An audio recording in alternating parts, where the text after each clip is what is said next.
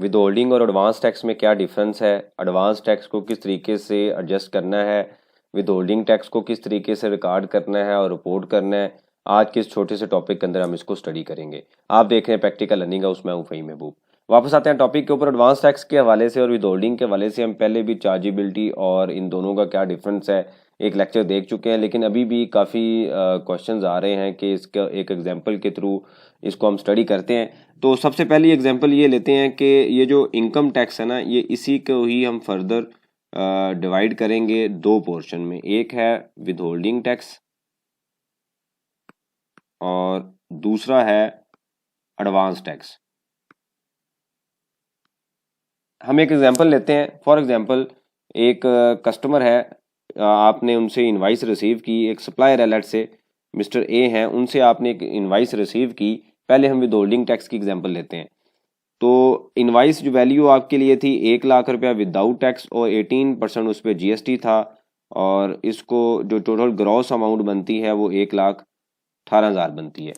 अब आपको पता है कि जब आपने पेमेंट करनी है तो आपने सेक्शन 153 जो स्टूडेंट प्रॉपर क्लासेस लेते हैं उन बड़ी डिटेल में हमने एक सेक्शन को स्टडी किया था कि सेक्शन 153 के मुताबिक हमने पेमेंट करते हुए ये चेक करना है कि क्या ये इनके पास कोई एग्जम्पशन, यानी कि सप्लायर के पास कोई एग्जम्पशन सर्टिफिकेट है। अगर नहीं है तो जो एप्लीकेबल टैक्स रेट है वो अप्लाई करने हैं और हमने टैक्स विदहेल्ड करना है।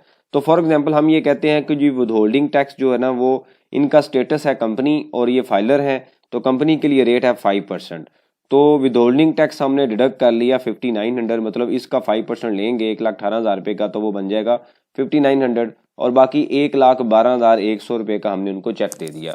अब उसके बाद अगला, अब ये जो 5900 है ना ये है विदहोल्डिंग टैक्स, ठीक है। मतलब हमने डिडक्ट किया, सप्लायर के बिहाफ पे विदहेल्ड किया और इसको बाद में हमने गवर्नमेंट को जमा करवाना है। तो जब हम इसकी इनवाइस रिसीव करते हैं तो हम सिस्टम में इसको किस तरीके से रिकॉर्ड करते हैं, हम ये कहते हैं फॉर एग्जांपल ये स्टॉक हम रिसीव कर रहे हैं, तो डेबिट हमने स्टॉक कर लिया 1,00,000 रुपये से, और उसके बाद डेबिट हमने कर लिया सेल टैक्स या एडवांस टैक्स या इसको हम इनपुट टैक्स भी बोलते हैं 18,000 रुपये से, और क्रेडिट हमने कर लिया वेंडर का जो अकाउंट है, जो भी पार्टी है, जैसे हमने मिस्टर ए यहाँ पे लिखा है उनका अकाउंट 1,18,000 रुपये से हमने क्रेडिट कर दिया। अब ये थी रिकॉर्डिंग। जब हमने पेमेंट की तो eight the time of payment क्या होगा, eight the time of payment यहाँ पे चूंकि हमने टैक्स विदहेल्ड किया है तो हम क्या करेंगे, हम इसकी एंट्री करेंगे सिस्टम के अंदर, डेबिट करेंगे वेंडर यानी कि मिस्टर ए का जो अकाउंट है 1,18,000 रुपये से, और क्रेडिट हम कर देंगे विद होल्डिंग टैक्स यानी कि इनकम टैक्स सप्लायर। ये आमतौर पर एक ही अकाउंट बनता है, तो सप्लायर का जो अकाउंट है विद होल्डिंग टैक्स सप्लायर का उसको हम क्रेडिट कर देंगे 5900 से, और क्रेडिट हम कर देंगे जो बैंक है 1,12,100 से। ये एंट्री हमने की थी at the time of payment. अब ये दो ट्रांजैक्शन रिकॉर्ड हुई, यानी कि जब हमने इनवाइस रिसीव की तो हमने क्या एंट्री की, उसके बाद जब हमने पेमेंट की तो हमने ये दूसरी एंट्री की। अब इसमें कॉमन चीज़ है वो क्या है कि 5900 जो है ना ये विदहोल्डिंग टैक्स है मिस्टर ए का जो डिडक्ट हो रहा है, यानी कि मिस्टर ए एक वेंडर है और मिस्टर बी ने लेट से डिडक्ट किया है, तो उनके लिए क्या है ये, तो मिस्टर ए जो था उनसे इनवाइस रिसीव हुई और मिस्टर बी ने डिडक्ट किया, तो मिस्टर ए के लिए ये एडवांस टैक्स है और मिस्टर बी जो डिडक्ट कर रहे हैं उनके लिए विदहोल्डिंग टैक्स है, ये गवर्नमेंट को जमा होगा। अब ये ट्रांजैक्शंस को क्यों रखा गया, मतलब विदहोल्डिंग को क्या इतनी ज़रूरत थी कि विदहोल्डिंग का रूल बनाया गया। बेसिकली होता ये है कि ए और बी के दरमियान जो ट्रांजैक्शन चल रही होती है, जो बिजनेस टर्म्स चल रहे होते हैं, एफबीआर को नहीं पता। एफबीआर ने क्रॉस चेक रखने के लिए कि अगर बी इनवाइस कर रहा है ए को तो ए मेक श्योर करे कि कुछ टैक्स डिडक्ट होके बी के नाम पे जमा करवाए, ताकि बी जो है वो सेम उसको रिपोर्ट करे एफबीआर में। अगर फॉर एग्जांपल ए ने सही रिपोर्ट कर दिया, बी सही नहीं करेगा, तो एफबीआर उसको रिकंसाइल करेगा और इनको नोटिस भेजेगा कि आपने ट्रांजैक्शन अंडर रिपोर्ट की है या ओवर रिपोर्ट की है। तो ये आपस में क्रॉस चेकिंग के लिए एज ए एजेंट दोनों को एफबीआर ने रिस्पॉन्सिबिलिटी दे दी कि आप इनवाइस करें और बी जो ए जो है वो विदहेल्ड करेगा, ताकि दोनों पार्टीज आपस में रिकंसाइल रहें और जो ट्रांजैक्शंस हैं, जो इकोनॉमी है वो डॉक्यूमेंट रहे। बेसिकली सिर्फ और सिर्फ एफबीआर ने अपने फायदे के लिए दोनों पार्टीज के दरमियान एक रूल बना दिया कि जब एक इनवाइस करेगा तो दूसरे ने टैक्स विदहेल्ड करना है। अब इसी एग्जाम्पल को हम लेके चलते हैं कि जो मिस्टर बी है, जैसे हमने अभी विदहोल्डिंग देखा है, इसी एग्जाम्पल को ही हम कैरी करेंगे मिस्टर बी के लिए। मिस्टर बी क्या करेंगे, जब सेल करेंगे तो अपनी बुक्स में उन्होंने रिसीवेबल को डेबिट किया होगा 1,18,000 रुपये से, यानी कि ग्रॉस अमाउंट से, और उसके बाद क्रेडिट उन्होंने किया होगा जो सेल टैक्स है 18,000 से, यानी कि लाइबिलिटी है, और क्रेडिट उन्होंने किया होगा टर्नओवर या रेवेन्यू जो था 1,00,000 रुपये से। अब ये ट्रांजैक्शन थी at the time of sale, और जब उन्होंने पेमेंट रिसीव्ड की at the time of receipts of payments, तो उस टाइम क्या हुआ, क्योंकि उनका टैक्स डिडक्ट हो गया, अब उन्होंने डेबिट किया होगा, डेबिट रिसीवेबल डेबिट हुआ होगा बैंक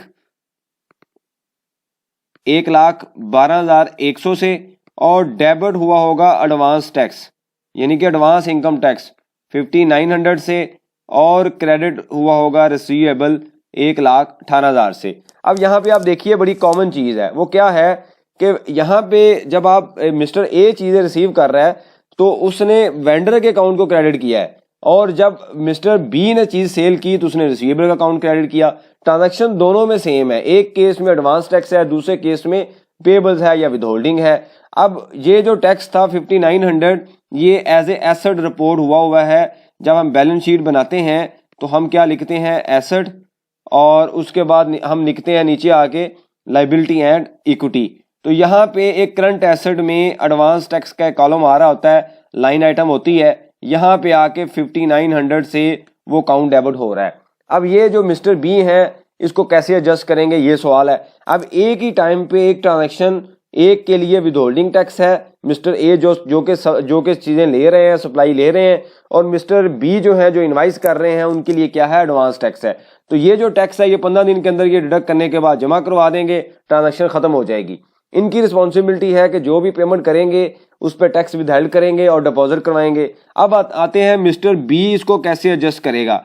तो मिस्टर बी ने 30 जून पे जाके अपने अकाउंट्स बनाने हैं, फॉर एग्जांपल 24 पे जाते हैं वो, तो यहाँ पे वो लिखेंगे ये सेल्स है, उसके बाद होता है कि यहाँ पे कॉस्ट ऑफ सेल होता है, और उसके बाद जीपी आता है, और फिर कुछ एक्सपेंसेस आते हैं, और यहाँ पे टैक्स चार्ज होता है। तो फॉर एग्जांपल ये सब कुछ करने के बाद उनका टैक्स बनता था 10,000, तो यहीं पे ही वो एडवांस टैक्स को माइनस करेंगे जो कि ट्रांजैक्शन के टाइम पे, रिपोर्टिंग के टाइम पे, रिसीव के टाइम पे डिडक्ट हुआ है 5,900, तो रिमेनिंग जो अमाउंट होगी वो सबमिट कर देंगे।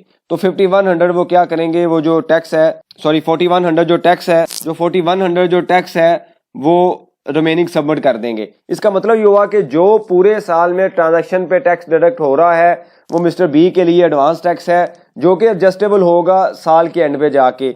अब ये फर्दर भी हमने इसको एडजस्ट करना सीखा हुआ है। एडवांस टैक्स के अंदर जब हम एडवांस टैक्स की हमने कैलकुलेशन की क्वार्टरली 147 वाली, तो वहां पे भी हमने एडजस्टमेंट देखी। तो इन शॉर्ट अगर हम इसको कंक्लूड करें तो एक ही ट्रांजैक्शन, जो रेसिपेंट है यानी कि जो चीजें ले रहा है उसने जब पेमेंट करनी है तो उसके लिए विदहोल्डिंग टैक्स है, और जो रिसीव कर रहा है, जो इनवाइस कर रहा है, उसके लिए एडवांस टैक्स है। तो बेसिकली विदहोल्डिंग और एडवांस टैक्स में एक बड़ा कॉमन सा डिफरेंस है कि एक साइड पे टैक्स विदहेल्ड होगा, जमा होगा, और दूसरी पार्टी के लिए एडवांस टैक्स होगा। तो ये आपने सिंपल एक रूल याद रखना है, ये विदहोल्डिंग और एडवांस टैक्स डिफरेंट नहीं है, एक ही ट्रांजैक्शन पे अप्लाई होते हैं। और इनकम टैक्स को अंदर फर्दर अगर हम कैटेगराइज करें तो ये दो आगे उसकी जो कॉमन पॉइंट निकलते हैं, जिसको हमने एक एग्जांपल के थ्रू हमने इसको स्टडी किया। ये बड़ा सिंपल सा क्वेश्चन था, इस पे काफी क्वेश्चन आ रहे थे, इस वजह से मैंने छोटी सी एक प्रैक्टिकल एग्जांपल ली है। इससे रेलिवेंट कोई सजेशन हो, क्वेश्चन हो, आप मेंशन कीजिए, उसके ऊपर हम डिस्कशन करेंगे ताकि जो लर्निंग का प्रोसेस है कंटिन्यू रहे। और इसमें जो बड़ी सबसे इंपॉर्टेंट चीज़ है वो है रिकॉर्डिंग की। जैसे मैंने आपको डबल एंट्री करके बताई है, इसी तरीके से सिस्टम पे आपने इसको रिपोर्ट करना है, या एक्सेल के अकाउंट्स बना रहे हैं, जो भी भर रहे हैं, ताकि गलती के चांसेस कम से कम हो। थैंक यू वेरी मच, जज़ाकल्लाह।